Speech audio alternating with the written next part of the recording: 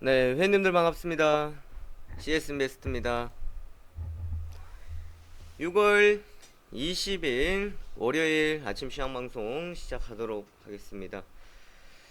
자, 우선 이제 주말 몇 가지 우리가 기다릴 만한 이슈들이 있을 것이다라고 이야기를 드렸었는데, 1차적인 것은 신공항 관련해 가지고 이야기들이 나오는 점, 그리고 또한 가장 큰 관심을 모았던 또 브렉시트에 대한 이야기들 지금 시장에서 많이 흘러나오고 있는 모습들입니다.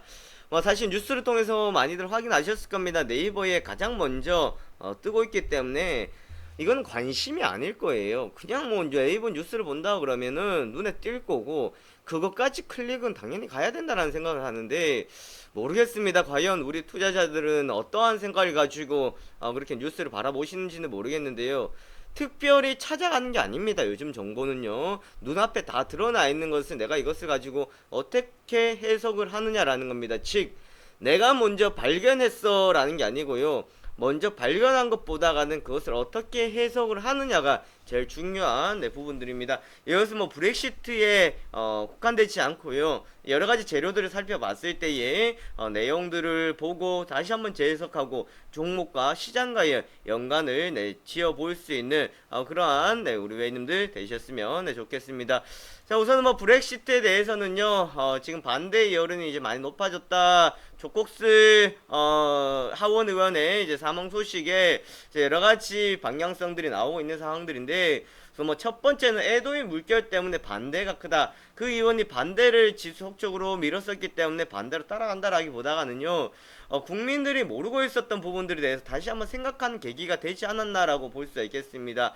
깜깜이 투표라고 할 수는 없습니다만은, 그저 그냥 움직였던 여론이 다시금 생각하고 왜 안 된다고 하는지를 되짚어보지 않았나라는 생각이 들거든요. 그래서 지금은 다시 재개가 되고 난 뒤에 여론조사에서 반대가 앞서고 있다라는 내용들을 볼 수가 있겠습니다. 참 웃기죠. 우리나라 선거에 대해서도 별 관심 없는데 그런 브렉시트에 대한 투표에 대해서 이렇게 관심을 가집니다. 그렇습니다. 뭐 때문에 그래요?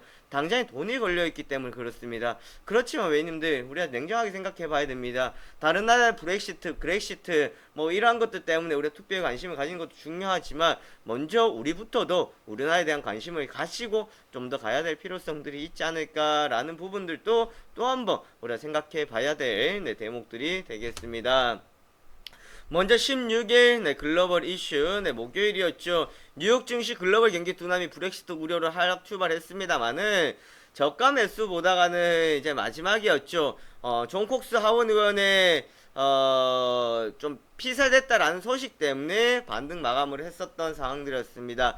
제가 이때 시장에서도 말씀드렸다시피 유럽은 별다른 반응을 보여주지 못했습니다. 왜 별다른 반응 보여주지 못했어요? 이미 유럽은 이제 장 마감한 시한이 마감되었었기 때문에 하락폭을 좀 줄이는 상황들이었습니다만은, 다우지수는 장중이었기 때문에요, 상승으로 마감이 되었습니다. 그럼 먼저 말씀드릴게요. 그리고 난 뒤 금요일은 어떻게 되었냐? 전날 하락했다 상승했던 폭은 다 반납을 했습니다만은 시장이 그렇게 크게 출렁거리는 부분들이 없었다라고 보시면 되겠고요. 미국은 사실 우리 신흥국만큼의 지금 브렉시트에 대해서 크게 영향을 받아주지 않고 있습니다. 당연히 영향을 받습니다만은 우리처럼 그만큼 민감하게 정도는 지수가 움직이는 상황들은 아니다라고 보시면 되겠고요. 국제유가, 세계 경제 성장률 둔화, 그리고 브렉시트에 대한 둔화에 대한 우려감이었다라는 건데요. 오를 만큼 올랐잖아요. 50달러 이상 올랐던 상황인데, 그러면 생각해 보십시오. 제가 항상 이럴 때마다 이야기가 나오는데요. 기름값을 오르는 가장 큰 요인은 뭐가 될 것 같아요? 결국은 수요가 공급보다 많을 때 기름값이 오르고, 모든 물건들은 똑같습니다. 그러면 수요가 많아야 된다라는 거예요. 기름 어떻게 수요 많이 해요? 우리가 차를 많이 타고 다녀요? 많이 타고 다니면 수요가 많아질 수는 있습니다만은, 공장이 가동이 많이 되고 좀 더 산업 경기가 활발해져야 기름 수요가 늘어난다라는 건데, 그러니 지금 기름 수요가 없이 계속해서 올해 내내 무슨 이야기가 나왔습니까? 오펙이란 이야기 많이 나왔습니다. OECD보다 오펙이란 이야기를 훨씬 더 많이 들었을 거예요. 그만큼 지금 기름에 대해서는 소기 장관 회의들이 장관들이 모여가지고 회의를 해가지고 지금 감산을 한다 만다, 사우디가 참석을 한다 만다 이런 이야기들이 계속해서 나왔었던 상황들이었습니다. 즉 수요에 대해서 결정되는 것이 아니라 공급을 조절함으로써 기름값을 지금 조절하려고 했었던 상황들이었다라는 거. 냉정하게 생각해 본다 그러면 기름값이 여기서 추가적으로 올라갈 만한 부분들이 없지 않을까. 왜? 그전에는 많이 떨어졌기 때문에 기대감을 가지고 올라갈 수는 있겠는데요. 현재로서는 오르만큼 올랐고 또한 기대감이 있어야 되는데 브렉시트라는 이러한 것들이 생겨나 버리니까 기대감보다는 올라왔던 것에 대한 차이가 하락의 흐름들이 나타난다라고 우리가 해석을 하시면 되겠습니다. 자, 코스피 지수 한번 보세요. 외국인들 그리고 전체적인 매도가 나갔던 상황들이었는데 주말 지나고 온 탓에 잊어버렸어요. 사실 어제 뭐 먹었는지 기억 잘 안 납니다. 그런데 금요일 시장에 대해서 어떻게 기억하십니까? 노트 한번 펼쳐보세요. 노트 펼쳐보려고 했더니 아이고 필기해야 되는 것도 잊어버렸네. 네, 다 잊어버렸습니다. 걱정하지 마십시오. 그런 것에 대해서는 제가 항상 말씀을 드리도록 할 테니까 귀 쫑긋 세우고 잘 들으시면 됩니다. 자, 금요일날 어떤 제가 이야기를 드렸습니까? 장 시작하기 전에 시황을 했었죠. 시황할 때 그 전날 목요일이었죠. 외국인들의 매도가 얼마만큼 나갔습니까? 코스닥에서 기관들의 매도, 즉 그 물량들을 개인들이 1,000억 원 이상 매수로 받아줬다라는 거예요. 그래서 제가 아침 시황할 때 말씀드렸습니다. 떨어지는 거 어떡하겠냐. 어쩔 수 없다. 자, 그러면 이제 이것을 어떻게 회복시켜 나갈 것이냐. 누가 받쳐줄 것이냐라는 것에 좀 포인트를 투자라고 말씀드렸었는데, 자, 금요일날 보시면은 외국인들이 많지는 않습니다. 300억 원의 매수세가 들어왔다라는 거예요. 그 말은 뭐예요? 받쳐줬던 것은 외국인들이었다라는 겁니다. 다르게 해석한다 그러면 그날까지도 물량이 나왔었다 그러면 무너지는 흐름들이었습니다. 하지만 무너지지 아니하고 다시금 외국인들 받쳐줬다라는 것을 어느 정도의 지지라인을 주려고 하는 시장의 흐름들로 보시면 되겠고요. 외국인들의 선물에서 코스피에서 매도 가지고는 크게 뭐 우려할 필요는 없지 않을까라는 생각들을 해볼 수가 있겠고, 기관들은 금융투자에서 매수가 들어오면서 지수를 좀 붙잡아줬습니다만은 금요일은요 수급이 생각보다 많지는 않았었던 상황들이었습니다. 자, 그럼 다시 한번 또 생각을 해봅시다. 금요일에 제가 막판에 회의능력 드렸던 말씀 기억나십니까? 자, 이제 됐어요. 이제 끝났습니다. 이제 됐습니다 라는 말씀을 드렸을 거예요. 그 이야기는 뭡니까? 시장이 그만큼 출렁거리고 아직 강하게 반등 나오지는 못했습니다만은 막판에 흘러가는 흐름들로 봤을 때에 시장은 추가적으로 떨어진다 그러면 이제 과매도 구간이다, 언더슈팅 구간이 나온다. 자, 이제는 추가적으로 더 잡아야 될, 가야 될 구간이다 라는 말씀을 드렸을 겁니다. 시장에서 확실히 그 모습들을 보여줬다라는 거예요.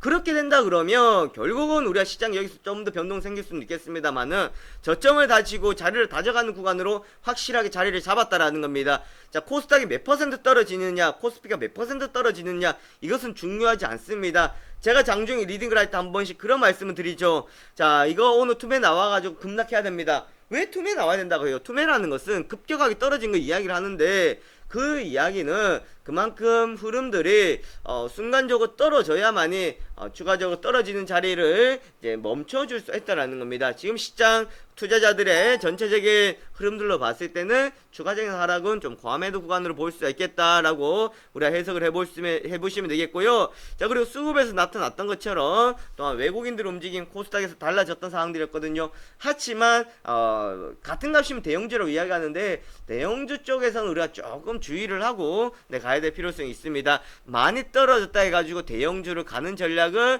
조금 무리가 따르지 않을까라고 보여지고 있는 상황들이겠습니다. 그렇게 참고를 해주시면 되겠습니다.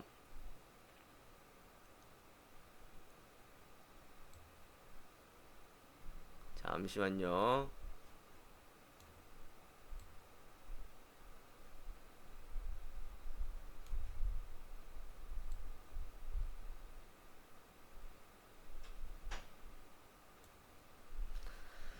자, 그래서 뭐 장중에 한번 김정은이 죽었다는 소식이 있었는데요. 그것 때문에 뭐 시장이 크게 급락을 뭐 했다라기보다는 그것이 하락의 흐름을 보탤 수 있었습니다만은 어쨌든 그냥 그렇게 지나갔습니다. 자, 코스피 지수의 흐름을 보시면요, 제가 라인대를 끄어 드렸잖아요. 그죠? 지난 금요일 말씀드렸다시피 위에는 이제 없는 거다, 밑에 박스라고 말씀드렸어요. 여기서 이제 어떻게 틀어주느냐는 겁니다. 그리고 그건 아셔야 됩니다. 개인들이 생각지도 않을 때 지수는 반등 나옵니다. 생각지도 않고 있을 때 지수는 반등이 나온다라는 거. 그래서 여기서 따박따박 흘려줄 수 있는데 이걸 한 번에 뻗어져 버릴 수 있는 캔들이 나와줄 수도 있다라는 점을 우리가 생각을 하셔야 될 것 같고요. 삼성전자 쪽에선 지속적인 강세를 보여주고 있는 상황입니다. 그 말은 뭡니까? 매도가 나가도 더 올라가는 삼성전자입니다. 그래도 삼성전자라는 거예요. 아무리 코스피 대형주로 하겠지만 삼성전자만한 게 없다. 다른 것은 신뢰성이 많이 좀 부족하다라고 네, 볼 수가 있겠고요. 수급에서는 외국인들이 매도가 나갔습니다만은 지금 많이 매도가 나간다라고 볼 수는 없을 것 같아요. 며칠 동안 지속적으로 매도가 빠져나갑니다. 이런 외국인들의 매도의 베팅은 뭐다? 불확실성에 따른 우선 물량들을 좀 줄여가는 과정이었다라고 네, 보시면 될 것 같고요. 뭐 특징주로서는 뭐 두산엔지 같은 경우에는 상당히 저평가 구간 진입했다라고 하는데요. 지금 가격은 당연히 그렇죠. 예전에 신규 상장하고 얼마를 기록했었는데 두산엔진 신규 상장했을 때가요 조선주가 한창 잘 나갈 때입니다. 디젤 엔진 우리나라 뭐 전세계 2위 정도까지 달리고 있다 했던 두산엔진이었거든요. 그렇다 보니까 당연히 두산엔진 관심들을 많이 받았었죠. 하지만 어떡합니까? 조선주들이 내리막길을 걸으면서 두산엔진도 같이 하라 그랬었습니다. 그래서 많이 떨어졌기 때문에 지금 저평가 구간이다. 지금 무슨 말입니까? 오늘 매수하고 내일 매수하는 사람이 가장 좋은 자리라고 볼 수 있는 거겠죠. 그게 지금까지 이어졌다라는 겁니다. 그래서 시장이 떨어지는 상황에서 무조건 저평가 구간이다고 해서 접근하는 것은 참 위험한 발상이다라고 보시면 될 것 같고요. 뭐 한수테크닉스 같은 경우는 그냥 막 잡아놓으시면 되는 종목 중에 하나겠죠. 아모테 한수테크닉스. 자, 쿠쿠전자는 공기청정기 필터 유해물질 검출 논란이 있겠고 2분기 실적에 대한 우려감들이 여전히 있다라는 거 네, 보시면은 되겠습니다. 자, 코스닥 지수 보십시오. 다른 거 다 보지 마시고요. 자, 저기 제 머리 위에 바로 위에 보시면은 제가 설명드렸지 않습니까? 금요일 저녁 공개 방송할 때 그리고 장중에도 말씀드렸던 저기 자리입니다. 지수가 반등이 나올 때 2시 13분 14분에 지수가 반등이 나올 때 외국인들이 매수세로 줄이다가 다시 매수세 늘려가는 저 구간입니다. 저렇게 V자 상당히 강한 반등이 나와버리는 자리, 그만큼 외국인들 수급에 달려있다라는 겁니다. 외국인들 오늘 또 우리나라 지켜주십시오. 비나이다 해야 되는 상황들이다라고 보시면 될 것 같고요. 자, 크리넨사이언스 청정기 필터입니다. 3M께 지금 문제가 있었기 때문에 크리넨사이언스 끄는 문제가 없었다라는 소식에 장중 강세를 보였고요. 삼보모터스는 좀 관심을 가져보셔야 될 것 같아요. 자회사 프라코 상장에 따른 것 때문에 관심을 가지고 주고 있는데 삼보모터스는 대구에 있습니다. 대구에 있는 기업인데 좀 자회사에 대한 기대감 여전히 네, 우리가 좀 보시면 될 것 같습니다. 좀 이러한 자회사 상장권 때문에 움직일 수 있는 것들은 뭐 대유혜택이나 뭐 삼보모터스 같은 경우는 함께 오시면 될 것 같고요. 하츠 오랜만이죠. 정부 실내공개질. 얘네들은 뭡니까? 집에 보세요. 부엌에 가시면은 하츠 달려있을 거예요. 네, 후드인 필터입니다. 후드. 잘 아실 겁니다. 네, 요리하실 때에 공기 빠져나갈 수 있고 필터가 있는 그 후드인데 얘네들이 최대 중인 벽산입니다. 네, 그렇게 우리가 연관지어서 보시면 되겠고요. 리모델링 관련주들 워낙에 떨어졌었기 때문에 좀 같이 반등이 나오는 지난주에 네, 모습이었습니다. 자, 대유2L 그리고 대야 특수건설을 비롯해가지고 정부 70조 원 규모 국가철도원 구축 계획 확정했다라는 소식이 강세였습니다. 자, 기사 뉴스가 나왔죠. 박형수 빨입니까? 그 기사 뉴스가 나오고 난 뒤에 이건 진짜 사실로 다 밝혀진 거예요. 그런 기사들 막 연달아 나왔었고요. 대안은 딱 적절한 타이밍에 장 끝나고 난 뒤에 공급계약 체결했다는 소식까지 나오면서 오늘 시간에서 110만 주가 나옵니다.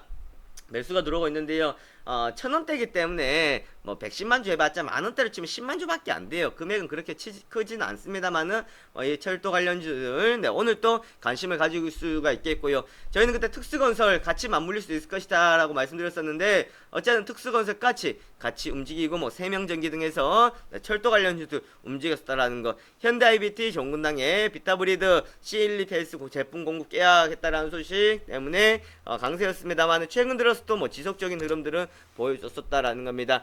자, 나스닥은 애플의 약세가 있었고요. 다우지수는 전날 상승폭을 좀 반납하는 모습이었습니다. 브렉시트 반대 여론이 높아질 것이란 전망에도 분위기 반전 실패했다. 왜? 전날 올라갔잖아요.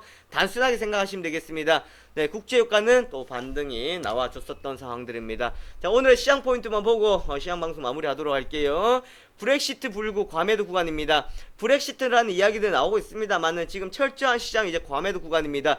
여기에서 과연 누가 조금 더 자신감 있게 어떤 종목을 선택하느냐에 따라 달려있는데요. 제가 항상 말씀드립니다. 이 또한 지나가리라. 이것도 나중에 지난 과거가 될 것이고요. 우리는 잊어버릴 겁니다. 그렇게 많은 시장의 변동성을 가지고 현재까지 왔었는데 여기서 우리가 포기를 하면 안 된다라는 겁니다. 좋아요. 떨어질 때 불확실성하기 때문에 손절매를 하고 시장이 안정이 되면 들어간다. 그럼 언제 들어갈래요? 무슨 말인지 아시겠습니까? 지금 들어가면 될 것 같죠? 지금 한번 또 들어가 보십시오. 반등 나왔다가 변동이 생기면 못 버티고 있습니다. 지금은요 깐데 또 까고 계속 까여가지고 굳은 살을 베어갈 때입니다. 심리적인 안정을 찾을 때입니다. 안정 찾기 힘들죠? 안정 찾아가셔야 될 때입니다. 하락은 같이 하나, 반등은 제각각입니다. 뭐예요? 종목들. 시장을 이길 수 있는 종목들은 아무것도 없다 그랬습니다. 시장을 못 이긴다 그랬습니다. 시장의 영향 때문에 하락을 했었다 그러면 반등 나올 때는요, 제각각입니다. 떨어져 있던 것들 안 올라오고요. 더 많이 떨어졌던 것들은 급격하게 올라옵니다. 즉 뭡니까? 종목별 이제 차이가 생겨난다라고 보시면 돼 있고요. 야, 이렇게 떨어졌다. 시장은 제자리에 왔고 지수는 제자리에 왔는데 왜 이 종목은 안 올라가? 네, 올라갈 것이 오버슈팅이었을 거고요. 내려올 만한 이유가 있었기 때문에 내려왔을 겁니다. 자, 외국인들의 수급, 즉 외국인들 매도는 나가는 것이 아니다 그랬어요. 불확실성에 따른 베팅을 걸고 있다라고 네, 보시면 되겠고요. 시가 지지와 회복 여부입니다. 똑같아요.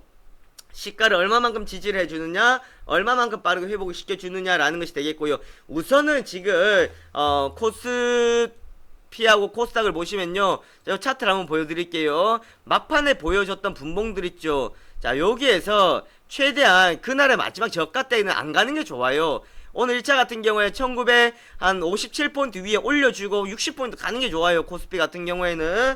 자, 코스닥도 똑같습니다. 여기 올려줬죠. 밑에까지 안 와야 돼요. 적어도 678이고요. 그 다음에는 적어도 680까지는 올려줘야만이 시장 조금 안정을 찾아갈 수 있습니다. 자, 코스닥 여기서 올라가면 뭐가 나온다 그랬어요. 제가 올라가 버리면 쌍바닥이 나올 거라 그랬죠. 방금 제가 앞에 거 안 보고 678 눌렀어요. 그죠? 678 뭡니까? 이전에 지지받고 올라갔다가 무너지고 비비고 다시 와서 지지받았던 자리입니다. 지난주 제가 기억하라 그랬어요. 외우기 쉬운 자리 678이라 그랬습니다. 잘 기억해 주시면은 네 되겠습니다. 자, 그렇게 보시면 네 되겠고요. 자, 마지막으로 여전한 대형주의 고백입니다. 여전하다 그랬어요. 대형주의 공백은 여전히 생겨나고 있다라는 겁니다.